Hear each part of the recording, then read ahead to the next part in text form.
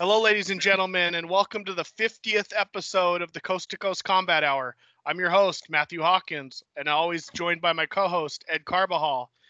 This week, we're able to bring back one of our earlier guests, somebody we've been wanting to get back on the show, waiting for a fight to get announced, Fernando Gonzalez, the Manaphy Maniac. Welcome back, brother. Oh man, thank you guys. I appreciate it, and I've been waiting too, a whole year. So Hey, it's funny you put up a video. I mean, before we get into your fight, I got to yeah, talk to you because you posted that video on social when I was in Connecticut for the MVP Daily fight. You put up that prediction, so I've been dying to pick your brain since I saw it. Obviously, you predicted, you called it how the outcome, but he actually mentioned you at the post-fight presser too. So I just wanted your take on that whole fight. yeah, it kind of played out exactly like I said it would. He started getting a little frustrated too soon, and he came in too soon. I thought he really didn't do much in the first round, so that's kind of what forced him to have to come in for the second and third.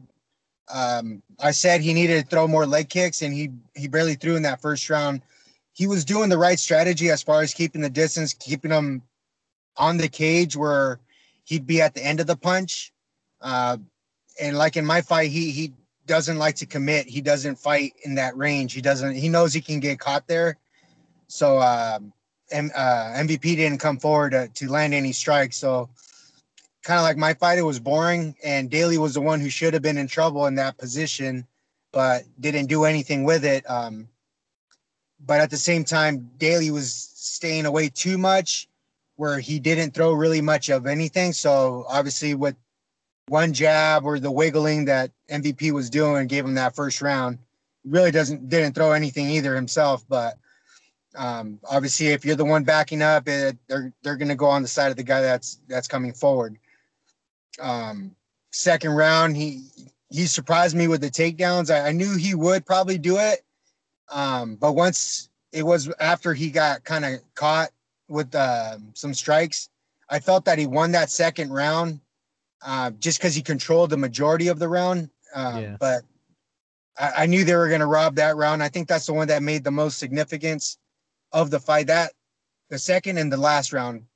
The last round was kind of like I thought Daly had that one kind of too. He had the takedown, and then he got reversed. And then when he went for the third takedown, he ended up on bottom. Kind of similar to when Dan Henderson fought Rampage. He went for the takedown, but ended up on bottom, and they gave the fight to Rampage. So, at the end of it, it's just kind of what the judges are seeing at the end of that fight. MVP ended up on top, but realistically, this should be judged round by round. I think Daly got 3 out of 5. I think he won the second, the third, and the fourth by the amount of control that he had on bottom. But hey, it is what it is. Yeah.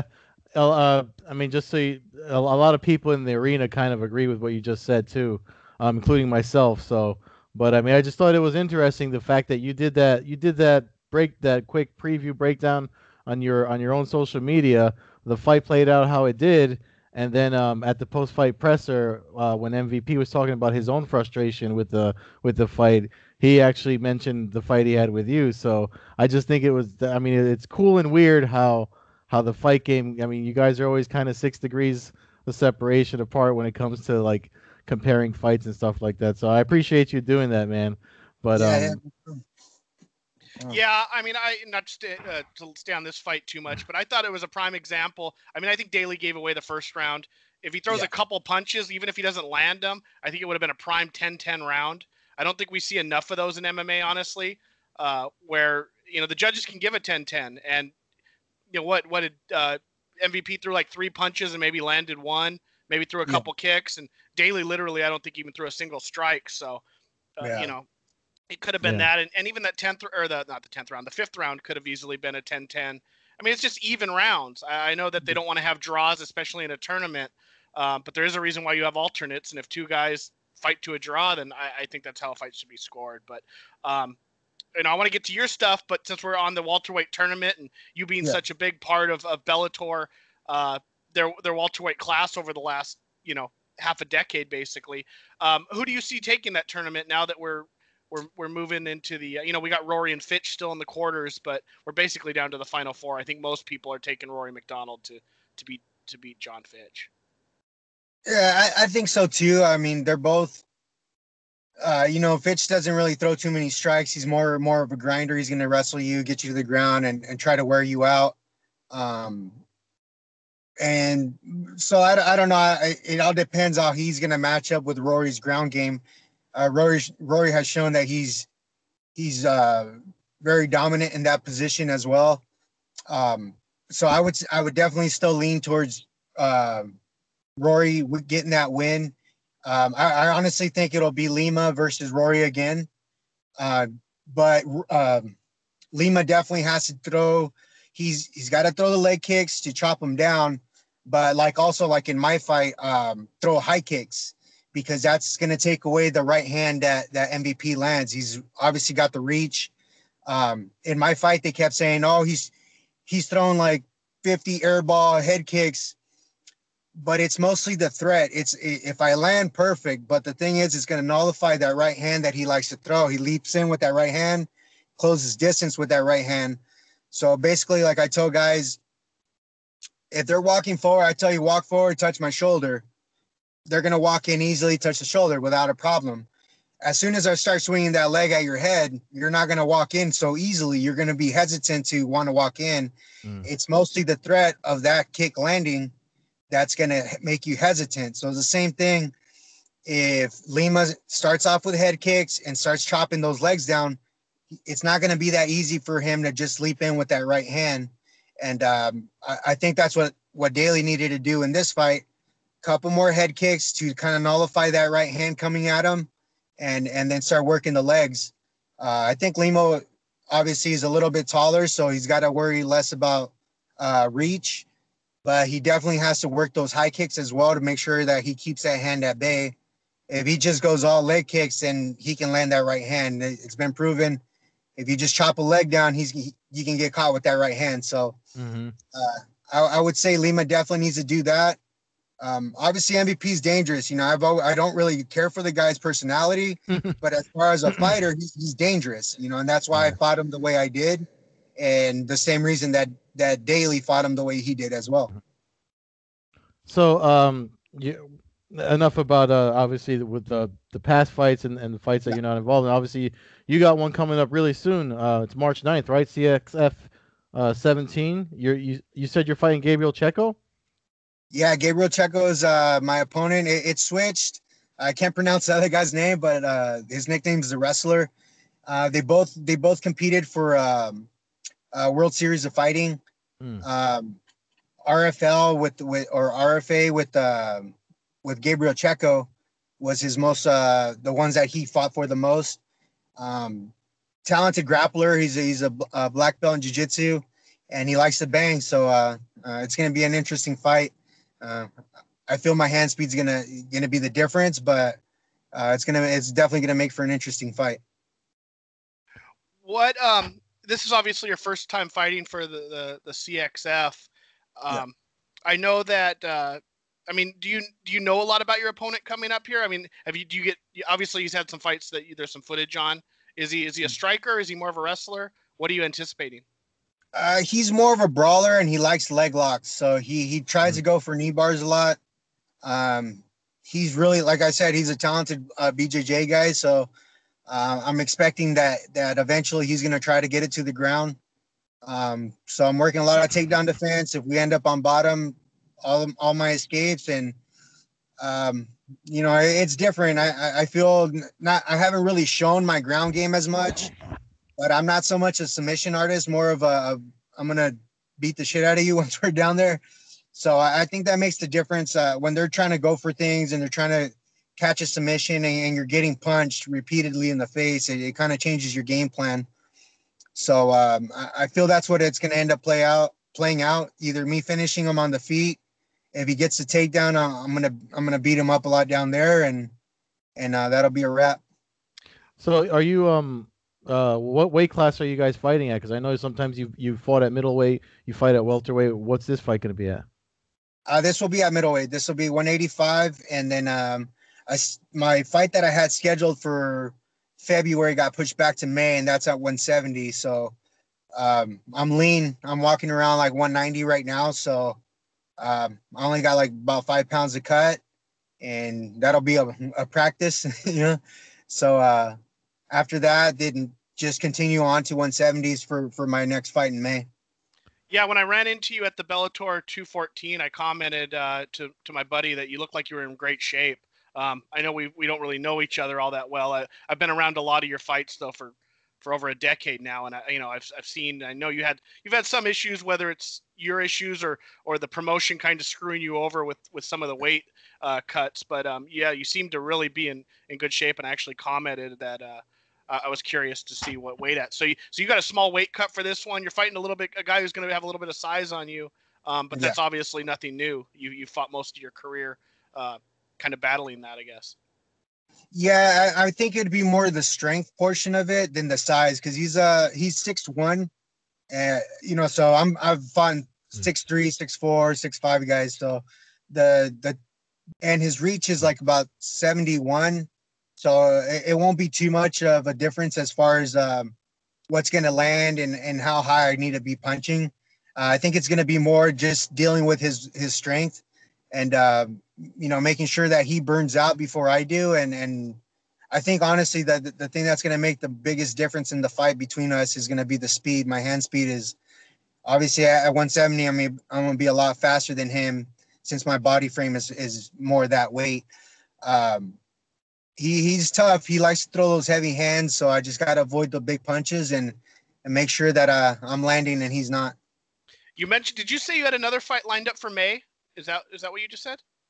Yeah, it's for ACA is what they sent me. I can't remember the name of the guy. It's hard to pronounce his name, but it's one of their stable guys that they normally have. Pretty much every time I've seen the video on the guy, he's cornered by their wrestling coach that kind of runs the program for all of the Russian wrestler guys. So yeah, I'm obviously going into enemy territory, and I got to be ready to finish him. I don't see me winning a decision, so I definitely got to be ready to finish the guy. So I wanted to make sure I took another fight, so I'm not going over a year without a fight. And obviously you're going to have, some people say they don't get the jitters, but I don't really get jittery, and as I'm afraid of a fight, because I love fighting, but my timing seems to be off. Like when I fought MVP, I was 9 months off from the fight, and that threw my timing off in the first round, where the second and third I was ready to go forward and start moving forward. But I think I could have did that a little bit sooner in the first round, and it would have played a difference. But it is what it is, and that's how I know nerves do come into play, just because your timing's off. You don't want to throw something against somebody that talented and give them the upper hand in that way. I'm finding that more and more, actually.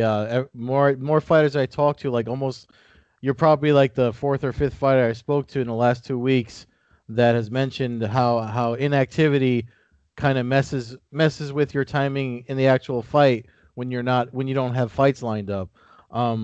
So obviously you're doing the CXF in March, and then you have this one coming up in May. Would you? I saw you shared the Ray Cefo's announcement about the ESPN thing with the PFL. Did you ever reach out to anyone there and try to get involved with something like that? Because I mean, there's that 10-month period or so where they have guys constantly busy to fight. Yeah, the thing is obviously if I can stay in the States, I'm gonna try to stay in the States. Right now, ACA they made an offer, but there's no contract yet. So I had talked to Vinny Magalanch. He's an old training partner of ours, and he just competed for the title, or for the title and the $1 million. Yeah, didn't go his way, but it is what it is. I had talked to him, and he had put in a word for me with Ray Cefo, and they said basically I'm on a losing streak right now, so I got to get a win. I felt I won the last fight, but again, like I said, if I ain't finishing these guys, I don't see me winning a fight on a decision overseas. So that's always something that's playing in my head, in the back of my head. So if I can stay in the States, and obviously if I get this win and if it's impressive, I'm hoping that they will put me on the PFL and go from there, because I prefer to stay where I can have my fan base, all my family and friends. Obviously, Vegas ain't that far. Yeah. So make it a fun trip out of it and get people there to support me. Yeah, that really sucks because the last, I mean, I remember you documented pretty well your the problems you had getting to Russia for the last time we talked to you after for that fight. I mean, it's pretty that was a rough time. I mean, how do you even I mean, obviously fighters are different than we are mentally, regular folks watching the fights, but I mean, obviously how did you keep it together for going through stuff like that to get to the other side of the world and then have to fight when you get there after all those problems? The dealing with those issues, honestly, now that I look back, it just makes me a stronger person. You got to go through stuff, and you're gonna be a stronger fighter if you Yeah. can make it through. Um, I'm sure some of those guys have gone through the same thing coming this way. So it just was on the shoe was on the other foot this time. So Yeah. for me, it wasn't so much the problems. It was once I got there, I didn't really have too much time to acclimate. I got there the day before weigh-ins, like a couple hours maybe. I was like midday. Uh, took a nap, woke up, started cutting. Next day I had to weigh in. Next day I had to fight. So Yeah. the acclimation is what I think hurt me the most, because same thing. I was picking him apart. He was a bigger guy. I was getting in, getting out. For the most part, he landed maybe some leg kicks, but none of his hands actually landed on me. But when I in the third round, it was a second or third round, I caught him with a left hook. I saw him doing the dance. He's starting to wobble, and my body just went flat. Like I was like flat, completely flat, where I just felt like I was done fighting. Like I hit him, he started wobbling, and instead of me closing like I normally do to finish the fight, I stayed at distance and just kind of, I was flat. After that, I was flat. I still felt I was winning. He got maybe a 2 takedowns in the whole fight, and each one was maybe 10 seconds. The first one I got back up. The second one was right at the end of the round. So, it is what it is. I felt that I won that fight, especially after catching him and wobbling him. But it was up to me to finish and make sure that I got the secured victory, and that's where I think that's the only thing that kind of affected me with the traveling portion. But it is what it is. I'm like Max Holloway over here. Yeah, I mean, I remember watching the fight, and there was a couple of the rounds were real close. I do remember you wobbled him, and I thought you won it, but it was one of those fights where it was going to be a close decision either way. I think the first round, if I remember, was really was one that was kind of like you didn't really know how the judges were going to see it. But like you said, I mean, you were in England, you're fighting Peter Strauss, and you're fighting for a Russian organization. So you're being an American, you're going to catch the low end most likely, even if it's not in Russia itself. But the fans, if they don't know, ACB has merged with World Championship Fighting Akhmat, which is actually the organization that Virgil Zwickers fought for. He fought Alexander Emelianenko under their banner. So they've merged together now. That happened, I want to say, sometime in about July or so. Your fight was in May. Yeah. I know they're doing some reshuffling, and they've only had a couple events since the merger. Did they hold you under? Did they hold you to your contract? Have you just been waiting for a fight, or was it just was it your choice, or were they kind of holding you back from getting other fights? In the last 9 months or so. Before it merged, it was ACB, and so in the process of them merging, that's when they weren't holding me back from fighting. But once you're under contract, there's no other promotion, especially in the States, that are going to give somebody a real no name, like somebody like that would probably take a fight with me. Most guys, they don't want to fight me right now because I'm a tough fight for them. If they're trying to build their name, it's not a smart fight to take with me. And the promotion can't really it kind of just puts a pause on us, because if I can only sign for one fight, then they lost somebody that they're trying to build.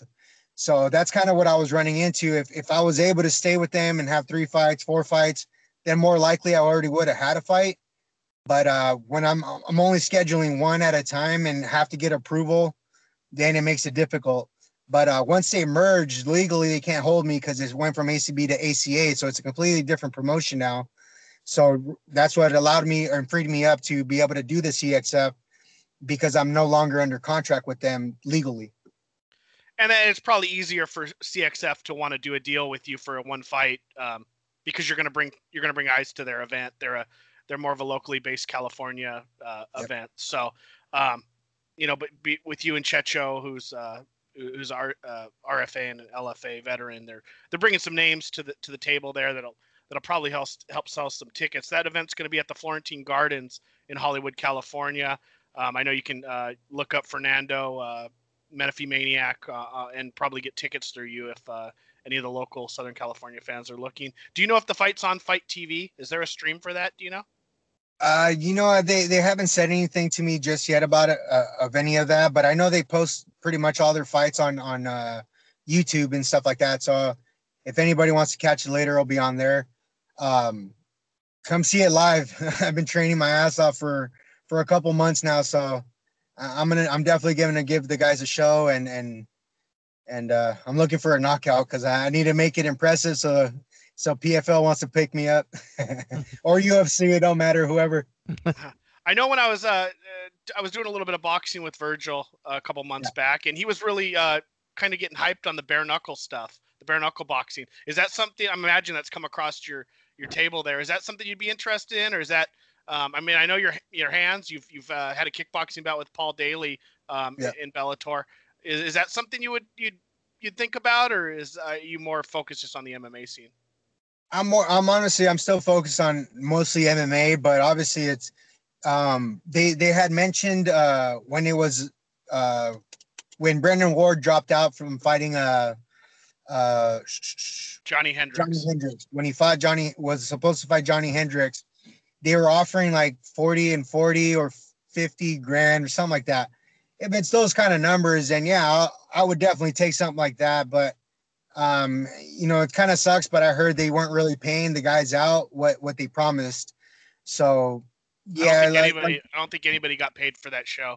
The owner's getting sued, and there's a lot of problems with that one. But I think that's the World Bare Knuckle Fighting Championship, and the other one, the bare knuckle fighting. Okay, the other one's the Federation's the bad one. The Fighting Championship is the one that is actually had 4 or 5 successful shows, and I think they just signed. I know they just signed Chris Lieben, who was on the card that the fighters didn't get paid. So so like things like that as a fighter is like we're risking our, obviously you're going to take more damage with cuts and stuff like that can affect a future fight. Like you get a cut here, you're split open, then you fight again on the next one. That one splits open again. I mean, you can lose a fight over something that you probably didn't even get paid for. So that's the only thing that troubled me. So unless I know for a fact that I'm getting paid, then yeah, I would take something like that. But obviously it's got to be good pay. If it's not 40s and 50 grand like they were saying, then it's not really worth it. I'll keep doing what I'm doing and stacking up, just building my brand in MMA. And obviously kickboxing, I've always wanted to do boxing. So any one of those I would be interested in doing. Well, the bare knuckle seems to be a lot of the MMA guys doing bare knuckle seems to be a lot of guys whose MMA careers have basically come to an end. Chris Lytle, Chris Lieben, whereas you're right, still in your prime as far as being a competitor. So them getting a cut that takes them out for 6 months doesn't, affect them as much as it would you trying to work your way up the ladder in the MMA world. So that does make sense, but maybe something you'll look at a couple years down the line when you kind of decide to move on from MMA. I don't know how it'll grow. Yeah. It seems to be fairly successful, but like you said, if they start paying $80,000 to win, then that's some good coin for a 9-minute bout or a 10-minute bout. Yeah, and I think it's fair. I mean, these guys are putting on they're risking their lives and their careers a lot.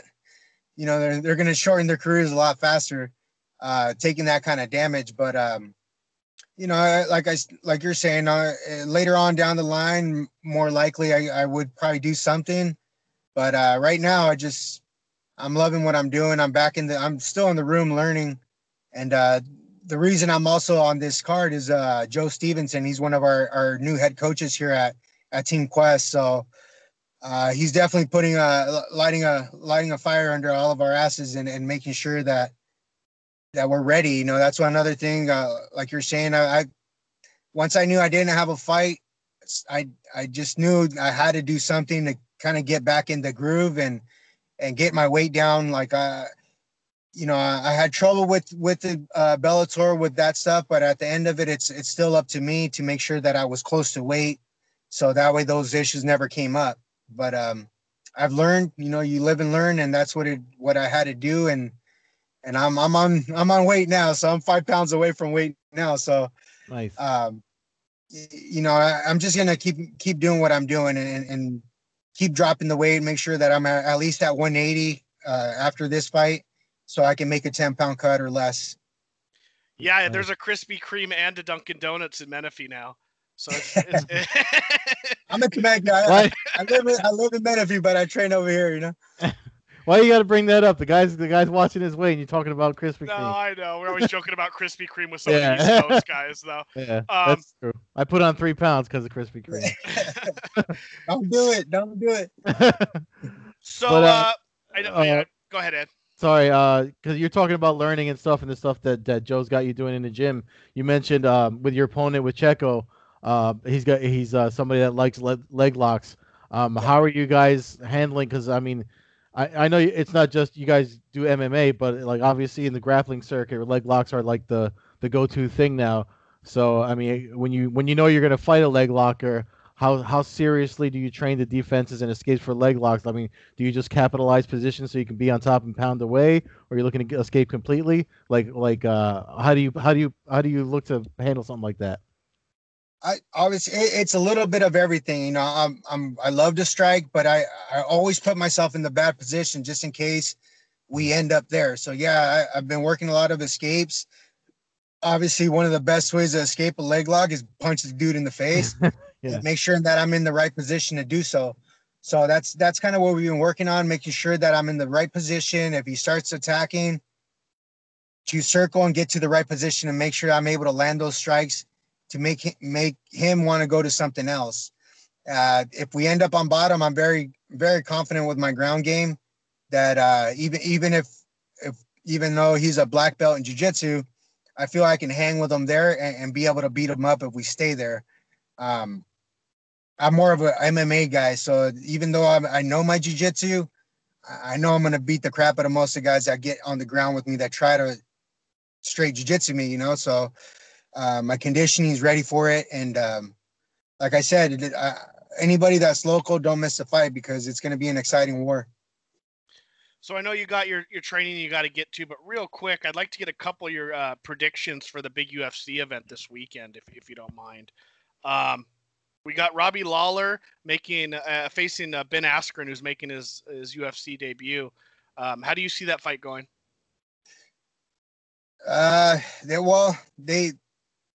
It's kind of hard to say because Robbie's dealt with so many injuries with knees and stuff like that too. So it's all going to depend on how his body's going to hold up. He's proven that he can knock out pretty much anybody. So, Askren's got to definitely be able to close the distance without getting hurt. If it ends up on the ground for 2 minutes, 3 minutes, I'm going to give the fight to Askren because that guy wears your ass out when you're on bottom. Once you get to the bottom, he's letting you up, pulling you down, letting you up, pulling you down. The only thing is he doesn't throw too many strikes once he's there. But if I had to predict, I would go with Askren just because he's talented wrestler. I love Robbie Lawler, but he's been taken down many times. That's how he lost to Hendricks, and Hendricks doesn't have the best hands either. So he's got a lot of power, but doesn't have the best combinations. And I would say Askren has way better wrestling. So I think if he gets him down, he's going to grind it out and gas him out. Yeah, I think Askren's going to take him down a bunch in the first couple rounds. Askren does have a problem, though, a bit gassing against some of the guys who are able to survive. Yeah. Initially, I thought Askren would win this fight fairly easily, but I'm starting to lean towards Lawler finishing him in the third round, perhaps getting after Askren, because I don't see Askren finishing Robbie Lawler unless it's some kind of crazy crucifix submission or something like that, or maybe even punches from a crucifix, something where he catches him in a really odd position. But I don't think he submits him or anything like that. So, I'm going to go with Lawler by TKO late in the fight. How about you, Ed? Oh no, Askren. I'm going Askren just by wrestling him to death. Yeah, and that's boring. You know what I mean? I wish he would throw more strikes. Yeah. If he was doing what Khabib does, where he's nonstop punching, it'd be a different style. But I mean, obviously they brought Askren in, so eventually they're gonna make that fight with Khabib. I think that's why he's in the UFC now. They want to see who the best wrestler is, and he's proven. The thing is with Askren is that grindiness where he's letting you halfway up and then dragging your ass back down. That not only breaks you mentally, but it wears you physically. And I think that's what people aren't really taking into consideration. You kind of have to go through it a lot of years to develop the strength to be able to kind of deal with it mentally. If you're just doing it in one fight, I think he's going to break and he's going to chalk it up to the next one. How do you see the welterweight title fight with Tyron Woodley and Kamaru Usman going? Who do you got in that one? I would definitely say I still got Woodley. I think his punching and his MMA, like even though they wrestle, I feel that Woodley throws a lot more and hits a lot more. And obviously he can wrestle too. So, and then wrestling with Askren, he's dealt with that kind of pressure. So Usman does maybe half of what Askren does on the ground, just with a little bit more strikes, so I see him getting up and being able to out wrestle him and outstrike him even on bottom. Yeah, I think I'm on the same page there. Yeah, I feel like Woodley's just a better version of Usman, and Usman might get there at some point in his career, but they're real similar. I just think Woodley is more seasoned and a bit more dangerous from everywhere, really, whether it's on the ground or standing. So, and then the main event, John Jones, Anthony Smith. I think this is a fairly easy one to pick. I'd love to see Anthony Smith win just for the shakeup and what it would do to the UFC, but I just can't see it happening. As much as I'm not a huge John Jones fan, I got to go with him by probably fairly quick finish. What do you say, Fernando? I wouldn't say a quick finish. I think I maybe second and third, but I'm hoping the same thing. I'm hoping that Anthony gets it. I think he's more dangerous than most of the guys that John's faced, just because he's willing to do some of the dirty shit that John does. Yeah. Like stomping the knee out, stuff like that. If you do it to him, I think he's going to do the same thing back. Yeah. If not, he's going to do it first, just because he knows that Jones is going to be able to, he's going to start doing that, So if you go into the fight knowing that somebody stomps your knee, I'm probably going to, if it's me, I'm going to stomp your knee out first before you do it to me, and obviously Jones's legs are a lot longer. So that's the first thing that he can attack is that leg. So I would see Anthony being able to, or starting to deep the knee.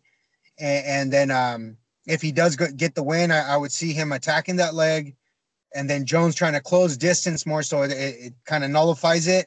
And then that'll put him in the position to be able to catch John. I think honestly, I'm still going to go with Anthony Smith. I'll go with Anthony Smith just because I think they're going to do that strategy as, hey, if you're going to play me dirty, I'll fight you dirty back. And if he does do that, he'll have to step in to avoid the getting his knee stomped, and that'll put him in the position to get caught. And I think Anthony has a little bit better striking than Jones. Jones has good elbows, but they come like one or two. It's hardly ever in combination, where Anthony throws with speed and combos. So yeah, I'm going with Anthony Smith on this one. Love it.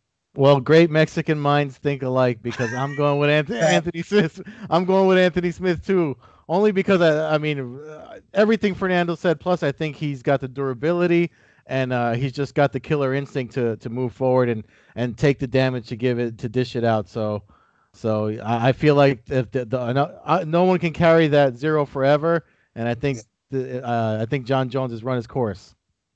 Yeah, and reach wise too, I think reach it's a little bit closer. You know, even though Gustafson could have fought him there, but Gustafson doesn't. He won't play the dirty game. You know, it's if you're in that game and they're gonna fight you dirty, you got to fight dirty back. It's just the way it is. If you're gonna go against one of the best guys in the world and he fights that way, you better be able to fight him the same way. So I think Anthony has that in him where he's like, all right, dude, I know you're gonna fight me dirty, so I'm gonna do it first. And if it's legal, I think he'll be able to do it. Nice. Well, thanks for joining us, Fernando. Again, you have a fight coming up March 9th, Florentine Gardens, Hollywood, California, for California Extreme Fighting. That's CXF. You want to throw out your handles on Instagram or Twitter so people can get a hold of you if they want to get tickets or just follow you in general? Yeah, if you guys want to follow me on Twitter or Instagram, it's at Menifee Maniac. And yeah, CXF 17 and Florentine Gardens. Come check it out, guys. I got tickets here at Dan Henderson's Athletic Fitness Center in Temecula. I want to give a shout out to all my sponsors, CVAC, Dr. Toy, Chiropractic, and SoCal Fresh Prep, who've obviously they've been keeping me lean for a couple of years now and helping me out to make sure that I'm eating healthy. Espinoza Clean and Sweep, Esparza Plastering, R&R Roofing, Venom, who's my sponsor for my fight shorts, and they've been with me for some fights now. So I'm very grateful to those guys and everybody that's helped me out. Heritage Tattoo. So yeah, thank you guys for everything, and I'm gonna put on a show for you guys, so don't miss it. Nice. And if any local fans are listening in the Southern California area, I believe Sam Alvey has a charity event this Saturday at Dan Henderson's event for the Wounded Warriors. Yeah. I saw him post on Instagram. So I think it's from 1 to 3 o'clock. All proceeds go to the Wounded Warriors. So if you're in the area, stop by Dan Henderson's Fitness Center, say hi to the fighters, and help out some of the Wounded Warriors. Fans can always follow us at Combat Hour, myself at MMA Hawk 21 on Twitter and Instagram. You can follow Ed at Carbazol on Twitter and at Carbeerzol on Instagram. This was our 50th show. It's been a heck of a run. Thanks for everybody that stayed with us. Thanks for joining us, Fernando, and we look forward to hearing from you after you pick up the victory in a couple weeks and get prepared for your next bout, whether it's in May or sometime in the near future. Awesome, brother. Thank you guys, and I appreciate you guys always, man.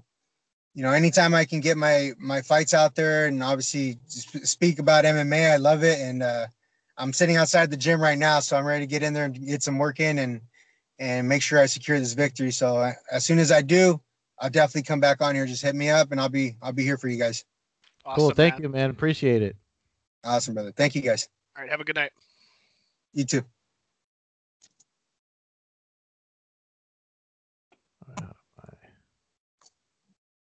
I was going to stop the recording.